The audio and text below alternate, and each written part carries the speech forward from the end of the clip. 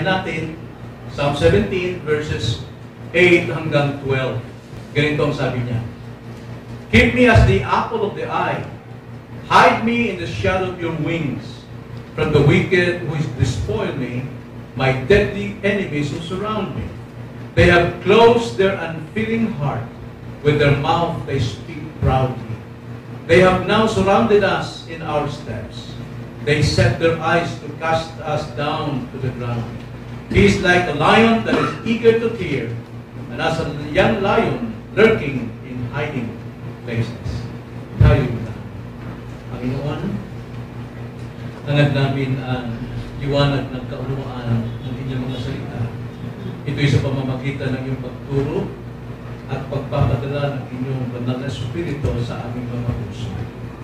Tulungan kami na makita namin ang iyong biyaya sa gitna ng kagapitan ng aming buhay. In Jesus' name we pray. Amen. Si David dito ay nanalangin upang biyayaan siya ng Diyos. Sapagkat si David, ayon sa kanyang mga awit dito, siya ay nasa mabigat na kalagayan. Kailangan niyang biyaya. At tayo, kapag tayo ay nasa mabigat na kalagayan, hindi lang tayo basta humingi ng tulong sa kaninong tao, kundi kailangan natin ang biyaya ng Diyos. Patularan natin si David sa tuwing tayo ay nasa mabigat na kalagayan, kailangan din natin ang biyaya ng Panginoon. Hilingin natin sa Diyos ang biyayang ito tulad ng ginawa ni Haring David. Now, anong biyaya ito ng Diyos na dapat natin hingin sa panalangin? Dito sa verses 8 and 12, ating makikita rito ang biyaya ng Diyos na kailangan natin sa oras ng kagipitan. Anong biyaya ito? Una, biyayang pag-iingat at biyayang proteksyon mula sa kamay ng masasama. Kaya tignan natin ang mga biyayang ito na kailangan ni David at siyang dapat natin kailangan din sa oras ng kagipitan. So anong biyayang dapat nating hingin sa Diyos sa gitna ng kagipitan? Una, biyayang pag-iingat. Verse 8. Keep me as the apple of the eye. Ibig sabihin, ingatan mo ang Panginoon. Tulad ng itim sa mata. Tulad sa itim ng mata, sa Ingles ay apple of the eye. Yung ating itim sa mata, sa English yan ay pupil. Diba? Pupil. Itong pupil na ito, yung pinakasentro ng mata natin. Kung tawagin yan, apple of the eye. Yung salitang apple of the eye, ito'y napakagandang phrase.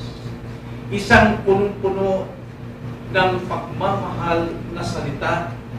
Ito'y nagsisignify ng isang lugar na naroon ng mahigpit na pag-iingat. Mahigpit na pag-iingat. Sa Hebrew, na pangungusap, apple of the eye, ibig sabihin, ingatan mo ako bilang iyong maliit na tao. Supling ng iyong mata. Bakit ganun pagkakasabi sa Hebrew? Subukan niyong lumapit sa isang tao at tignan niyo ang kanyang itim sa mata. Anong makikita niyo sa loob? Sarili niyo. Napakaliit. Ganon ang hingin ni David sa pagganon ang kanyang pakiriwari sa pagmamahal sa Diyos na siya ay isang maliit o isang supling sa mata ng Panginoon na laging iniingatan. Itong pupil na ito, itim na ito, walang tigil yung ating pinikmata sa kakapikit dahil iniingatan yan.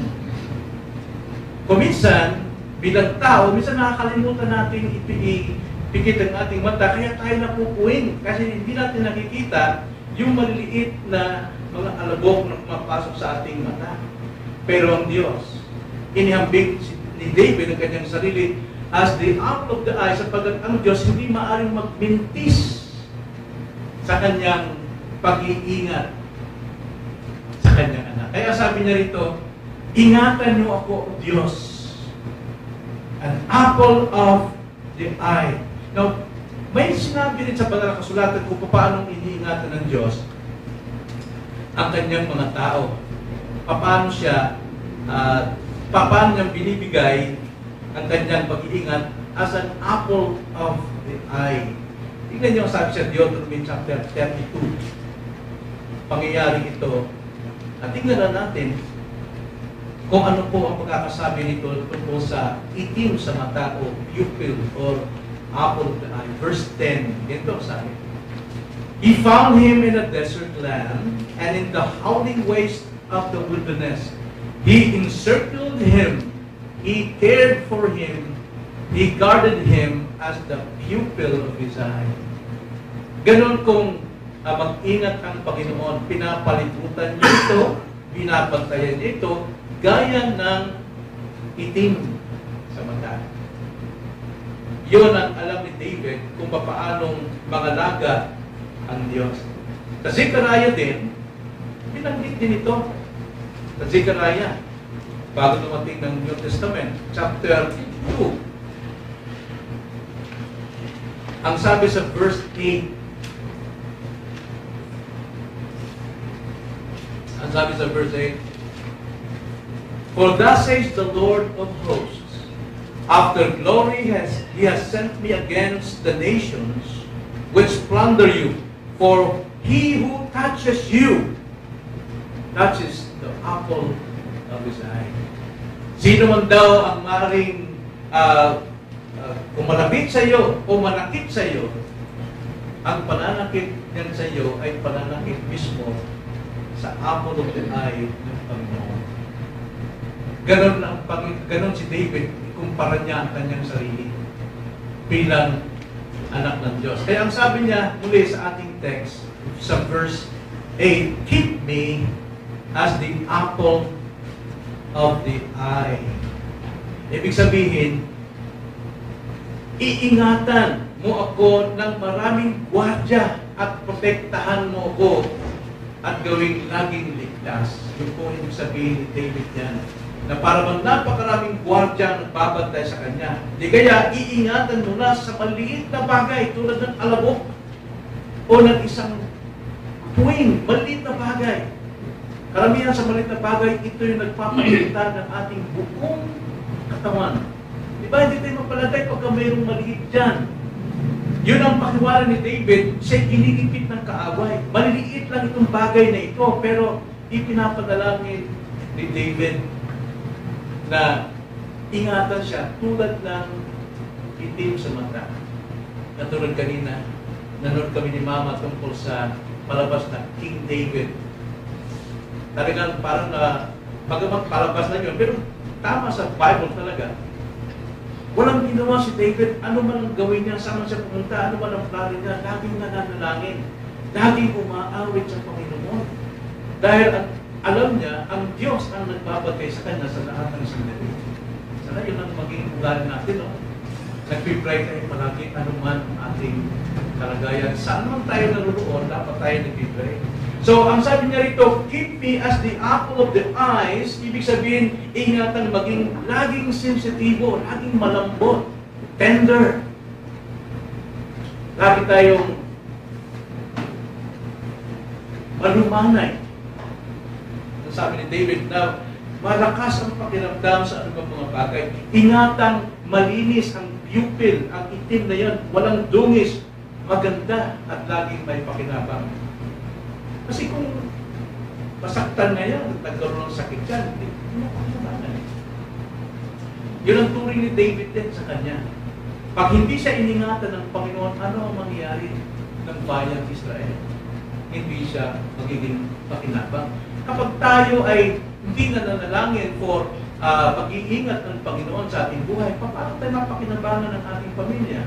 Paano tayo makapagtrabaho? Minsan, nagtatrabaho tayo na parang kumikilos lang tayo sa ating sarili. Hindi tayo humingi ng tulong sa Panginoon. Karakan natin, kaya natin. Pero pag oras isang ugat lang mawala sa atin, palit na bagay na. Sabi nga David, keep me as the apple of the eye. Yung salitang, yung phrase na parilalang apple of the eye. Ito isang nagpapaywatig ng pagmamahal. Pagmamahal bilang mga tinubos ng dugo ng Panginoon. Sana ganun tayo. At yun ang biyayang hinihiling ni David sa kanyang panalangin sa oras ng kanyang kalimutan. At ikalawa, ang kanyang hiningi, ito sa susunod, sa verse 8 pa rin, B. Keep me as the apple of the eye, hide me in the shadow of your wings. Hide me in the shadow of your wings. Ikubli mo ko mula sa lilim ng iyong mga pagwis. Ikubli means protektahan mo. So yun ikalawang biyaya. Biyayang proteksyon. Nagmumula sa Diyos. Yung pagkakasabi ni David dito na, hide me in the shadow of your wings. Nagpapahiwatig ito. Una, nagpapahiwatig ito sa atin na si David walang tiwala sa kanyang sariling proteksyon. Hindi siya nagtitiwala sa kanyang sariling lakas, sa kanyang sariling karunungan, kundi nagtitiwala siya mismo sa Diyos, na mas maigi ang proteksyon ng Diyos kaysa sa kanyang magagawa. Sa New Testament, ganun din ang mga sinasabi ng mga apostol. Mga apostol na ito at si Pablo mismo, ang sabi niya sa mga Kristiyano sa Ephesus, ano sabi? Ephesians chapter 6, verse 10. Ang sabi ni Paul dito, na payo niya sa mga Kristiyano, verse 10, finally, be strong in the Lord and in the strength of His might. Doon kayo magpapakalakas saan? Sa Panginoon at sa lakas ng Kanyang kapangyarihan. Nagtitiwala si Paul sa kapangyarihan ng Diyos. Bagamat, mga Kristiyano ay dapat din kumilos. Pero, ang tiwala natin talaga sa Panginoon. Huwag natin pagtiwalaan natin sa sarili. Sa lahat ng ating ginagawa, dapat lagi tayo nag-pray. Pray for grace. Dalawang grace. Una, grace na pag-iingat at grace na protection. Ang sabi niya, hide me in the shadow of your wings. Ano bang kapangyarihan doon sa anino ng inyong pakpak ng Diyos? May pakpak bang Diyos? Wala. Yan ay anong salita yan? Figure of speech or anthropomorphism. Na ang Diyos ginagamitan ng pagtaong sangkap para maunawaan natin kung ano ang nagagawa ng Diyos. Ibig sabihin ng wings, kanyang malabay na pakpak, kundi yung kapangyarihan, tulad ng isang agila. Saan ang kapangyarihan ng agila? Nasa kanyang pakpak. Wala sa kanyang katawan, wala sa kanyang kamay, kundi nasa pakpak. Hindi siya pwedeng umailan lang kung wala ang kanyang pakpak. So, ibig sabihin ng pakpak ay kapangyarihan. At ang kapangyarihan ng Panginoon, ng ating Diyos, ay hindi yung puwersa na ano, kundi yung kanyang kabaitan, yung kanyang pagiging mabiyaya, ang kanyang pagiging loving kindness, ang kanyang mahabagin at katapatan. Yun yung pakpak ng Diyos na siya nag-iingat sa atin. So, ibig sabihin ng magtago sa ilalim ng pakpak ng Diyos, ibig sabihin, magtago tayo sa ganap na kaligtasang nakapreserve, nakalaan sa atin. Na alam natin, ang proteksyon ng Panginoon lagi yung nakapreserve sa atin. Nakahanda palagi yan. Hindi yan hinahanap pa. Kailangan lang tayong sumuko sa kapangyarihan yan sapagkat nakalaan na yan. Tingnan niyo ang sabi sa Psalms 91. May El Shaddai, di ba? Ito yung kanilang paboritong salmo ng mga El Shaddai kasi naniniwala sila na ang Diyos may pakpak. Pwede tumakbo roon. 91 verse 4. Ang sabi dito, He will cover you with His pinions, and under His wings you may seek refuge. His faithfulness is a shield and a bulwark. Bulwark, ibig sabihin, baluti. Para bang vest. Ang isang sundalo, pagka humarap sa mga kaaway, nakasuot siya ng vest, hindi siya tinatablan. So, ang faithfulness ng Panginoon diyan, yung puwersa, lakas ng kanyang pakpak. Alam niyo, kung walang faithfulness ng Panginoon, hindi tayo makatatayo. Lagi tayong bagsak. Kaya tayo nakakatayo, ang scientific reason dyan ay mayroong gravity. But actually, yung faithfulness ng Panginoon ang nagpapatayo sa atin. Yung faithfulness ng Panginoon ang nagbibigay sa atin ng lakas tuwing umaga. Ang faithfulness ng Panginoon kaya tayo nakakahinga ng hangin. Ang faithfulness ng Panginoon kaya tayo nakakapagtrabaho. Dapat dyan tayo sumusukob sa kanyang katapatan. Yan ay isang panangga at baluti na ating buhay. Kaya hindi tayo dapat magtiwala sa ating sarili. Pero karamihan din sa mga Kristiyano, sa mga mananampalataya, ito yung iniiyak ni Jesus Christ. Nung tawagan niya ang kanyang mga tao, ang mga Israelita, ang mga Hudyo ngayon sa Bagong Tipan, tingnan sa Matthew 23, sila ay papalapit na sa judgment. Judgment. Dahil sa kanilang katigasan ng puso, ayaw nilang sumampalataya kay Kristo, ayaw nilang magtiwala kay Kristo na siyang makapagliligtas sa kanila. Kaya si Jesus Christ umiiyak dito sa Jerusalem na ito. At ang pag-iyak niya ay tulad ng iyak ng isang inahing manok. Tingnan niyo ang sabi sa verse 37. Ang sabi ni Jesus Christ sa mga tao, "Oh Jerusalem, Jerusalem, who kills the prophets and stones those who are sent to her. Oh Jerusalem, na pinadalhan ng mga propeta, ngunit pinagbabati ninyo at pinapatay.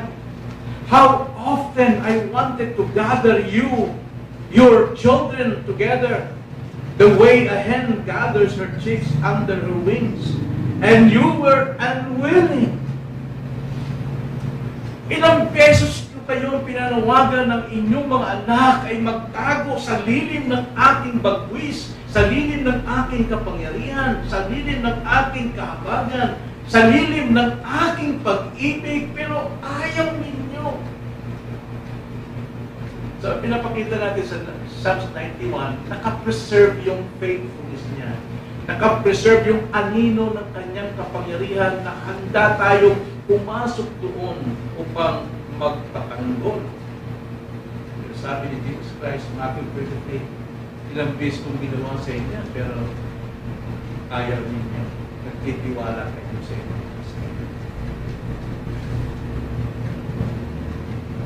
So, ito yung panawagan ni David. Kasi si David, nakikita niya ang kanyang panganib. So, bakit nanawagan si David? Ang sabi niya, keep me as an apple of the eye and hide me in the shadow of your wings. Alam niyo kung bakit? Dahil nanganganib siya eh. At sinabi niya ito, tingnan natin from verses 9 to 12. Ano yung nakikita ni David na hangad niyang biyayang makakubli siya doon sa katapatan ng Diyos. Ang sabi sa verse 9, sabi niya, keep me like an apple of the eye and hide me under the shadow of your wings. Mula saan? From what? From the wicked who despoil me, my deadly enemies who surround me. Ang sabi ni David dyan, itago mo ko, proteksyonan mo ko ng anino ng iyong malabay na pakpak. Mula saan? Mula sa mga masasama at nakamamatay ng mga kaaway na pumapalibot upang ako'y samsaman nila. Grabe, nakikita ko pala ni David dito. Kaya siya humingi ng biyaya, ng panalangin. Biyayang pag-iingat at proteksyon. Dahil nakikita niya talaga yung kanyang mga kaaway, hindi lang basta kaaway, nakamamatay na kaaway, na pumapalibot sa kanya at handa siyang agawan ng lahat ng kanyang pag-aari, pati buhay. Ikalawa sa verse 10, saan daw siya magkukubli? Para saan daw? Sa verse 10, they have closed their unfeeling heart. With their mouth, they speak proudly. Kaya sabi niya, protektuhan mo ko, itago mo ko sa iyong kapangyarihan mula sa mga masasamang kaaway na nagsasara ng kanilang mga puso sa akin. Manhid na puso nila, wala silang habag sa akin. At mga mapagmataas, magsalita, grabe ko magsalita ng talikuran. Grabing magparatang kay David. Alam natin si David, wala siyang ginagawang masama sa kanyang mga tao. Wala siyang masamang ginawa kay Saul. Wala siyang ginawang masama kay Absalom. Wala siyang ginawa na masama kay Ahithophel, kay Shimei. Pero grabe sila kung magsalita ng talikuran. Nasasaktan si David sa bagay nito. Pero hindi siya nagtubuhan ng aksyon para makaganti, kundi inilapit niya ito. Kailangan niyang biyaya. Kailangan kong biyaya ng iyong Panginoon. Verse 11, ito pa, kanyang dalangin, bakit siya nais siyang ingatan at proteksyonan? They have now surrounded me as in our steps. They set their eyes to cast us down to the ground. Ang sabi, pinabantayan nila palagi ang ating mga hakbang, ang aking mga ginagawa, at lagi silang nakatitig sa akin upang ako'y bumagsak sa lupa. Gusto nila akong mapahamak, gusto nila akong mapahiya, gusto nila akong mawala na sa mundo ito, binabantayan lahat ng kanyang hakbang. Pero ganyan mga tao, di ba? Wala nang ginawa sa'yo, binabantayan ka, nahanapak ka ng mali, at pagka may mali ka, para bumagsak ka sa lupa. Ito nangyari kay David, di ba? At maaari itong mangyari sa atin. So we need grace from the Lord. Kasi kung hindi tayo hingin grace, maaaring lalagay natin sa ating kamay ang batas. Pero si David dito, nag-intention ng vindication ng Panginoon, kaya natin napagal na taraan. Vindicate me, O Lord. Linisin mo pangalan ko, ituwid mo ito, pakita mo sila ang mali. Then verse 12, ang sabi rito, he is like, ito mga kaawalan niya, he is like a lion that is eager to tear, and as a young lion lurking in hiding places. Itong mga kaaway kong masasamang nakamamatay tulad ng leon. Leon daw itong mga magulang na ang liyong magulang talagang humaharap yan sa kanyang bibigtimahin at siya'y umatungal upang manghina ang tuhod ng kanyang bibigtimahin. At pagkatapos kapag nanghina, inabot, sisirain ang kanyang laman. Ganun magwasak ng buhay ang kaaway nito. At tulad din daw ng isang maliit na leon. Ang maliit na leon, wala pang atungal na nakakapanginig ng tuhod dyan. Ang kanyang gusto isakbar, kaya nagtatago siya. Humahanap siya ng pagkakataong makaganti o makabiktima. Pakubli kung dumana ang batang leon. Kaya nga kailangan ni David ng grace. Kailangan niya talaga. Sa atin, mga kapatid, we have grace.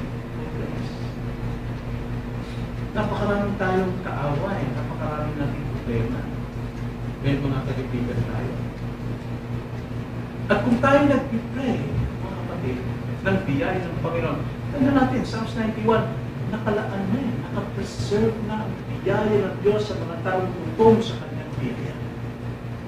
Laging tinutugon ng Panginoon.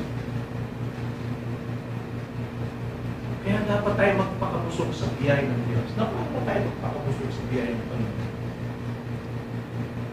Ang biyaya ng Diyos ay hindi lamang medisina sa ating mga sugat. But the grace of God is also nourishment to our soul. Nagpapatibay ito ng ating kaluluwa. Nagpapalusog. Na paano natin natatanggap yung biyaya niyon? Sa pamamagitan ng salita ng Diyos. Sapagkat ang salita ng Diyos ang nagsasabi sa atin kung gaano katibay, gaano ka makapangyarihan, kung gaano ka-faithful ang Panginoon. At ang salita ng Diyos nagno-nourish sa atin. Paano natin ito matatanggap? Kailangan mayroon tayong kutsara. Anong kutsara ang ginagamit natin para tayo subuan ng Diyos when it comes to asking Him for grace? Ano kutsara? Panalangin. Kaya nang ginagawa ni David sa amin na kaya na, parang naantig ang puso ko. Grabe! Bawat kilos ni David, talagang umaawit siya, pinupuri niyang Panginoon, nananalangin siya. Yung pala sinabi ni Paul na, do not stop praying. Pray without ceasing. Lagi nagpupuri. Kasi nakapreserve na yung kanyang faithfulness sa atin. Maaari tayong sumubok dun. Ano bang oras? So, ang kutsarang pansubo upang matanggap natin ang biyayang hinihingi natin sa panalangin mula sa salita ng Diyos ay ang ngayong gabi, pagpapasubo tayo ng biyaya ng Panginoon. Magpasubo tayong lagi sa Diyos ng kanyang biyaya sa pagitan ng palagian ng pananalangin. Hindi niya tayo bibiguin.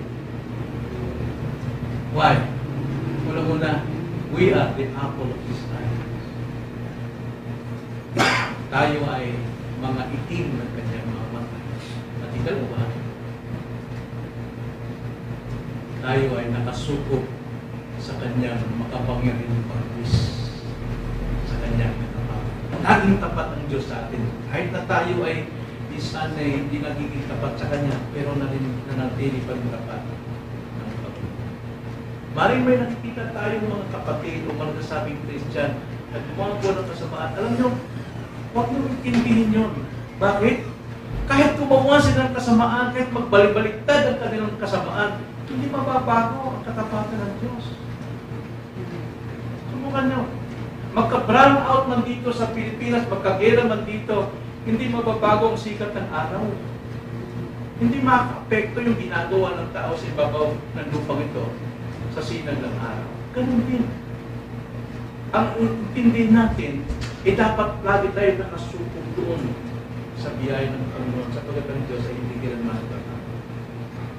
Ang kanyang mga tao tumatawag sa kanya ay kanyang minamahal, iniingatan, pinoprotektahan. Minamahal kayo lagi. At tingin ang kanyang ay marami.